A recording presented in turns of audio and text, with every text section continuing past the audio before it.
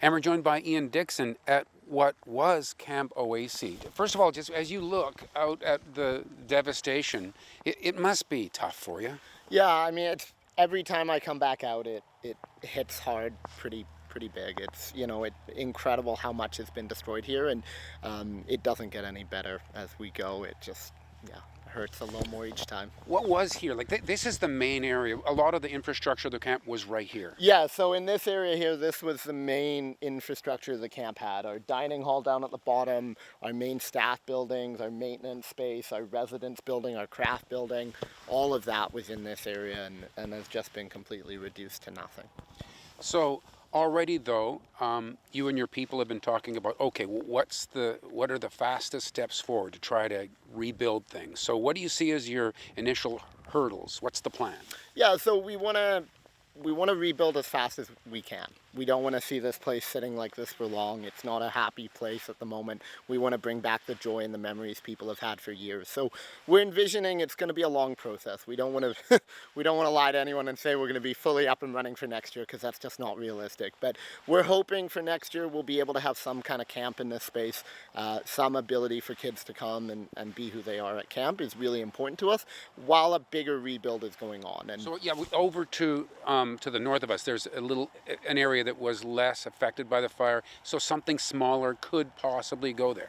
Yeah, we lost 26 structures in total, with about 5 still standing, and the 5 that are, we've retained 2 cabins and some bathrooms and some shower buildings, which gives us hope for where we can start to run some kind of operation next year. And our field area is completely green. It's the fire just skipped right around the field, so we do have hope that we'll be able to put something together next year and work with all the community partners we need to be able to run a really good camp next summer. But it's going to be a few years before it gets back to what it was before the fire. Yeah, at this point, I mean, I'm hoping, I keep throwing around timelines, but we're really still waiting for where's insurance going to line us up, and how quickly can contractors get to work on this project, and most importantly, how soon can we have our vision in place for what we want to see the rebuild be. Right.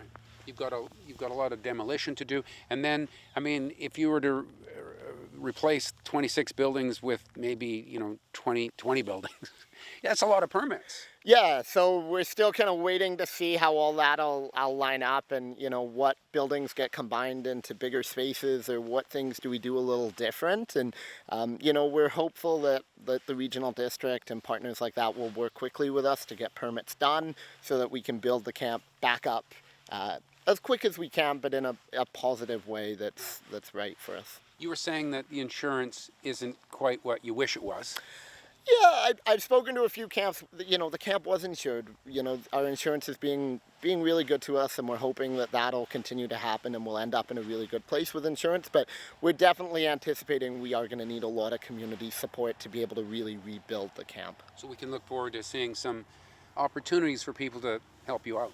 Yeah, we're planning in about 10 days over the Thanksgiving weekend. We're going to have an open house here where people will be able to come and walk the camp and make their peace with what was here. We know we've got 74 years of history, so the quantity of campers and families that have been through this place is pretty incredible. So we want to give everyone an opportunity to see it as it is right now, before we bring in the heavy equipment and really get to work on demolishing, so we can start to vision. Right. So many people in and around Kelowna have been touched by this camp, had a kid or themselves spent time here. Yeah, I mean, it's incredible over the past month, the community outreach, the amount of people that have reached out and said, oh, I went there. And, I was speaking to the granddaughter of one of the families that originally put the camp in place. And that was pretty touching for her to tell her story. And it's been really nice to be able to connect with all those people over the past few weeks. And we hope to do it as we go forward more.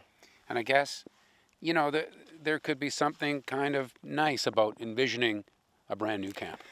Yeah, a few people have said that to me. They've said, Is it too soon? You've got a blank canvas. I mean, still, the last time I was here, sifting through the rubble, trying to see anything I could find from my space. So there's definitely excitement, right? Being able to rebuild a blank canvas for what you want to see. But it is also scary, I think, as well. And the bit that saddens me the most is the thought that we might not be able to have kids here in the short term, and that's something that's really important to me. So that's, you know, my number one priority is how can we try to operate something next summer without delaying the full rebuild. Right. Well, best of luck, and I guess Godspeed. Thank you. Thanks, Ian. Thank you. And thanks for watching Kelowna Now.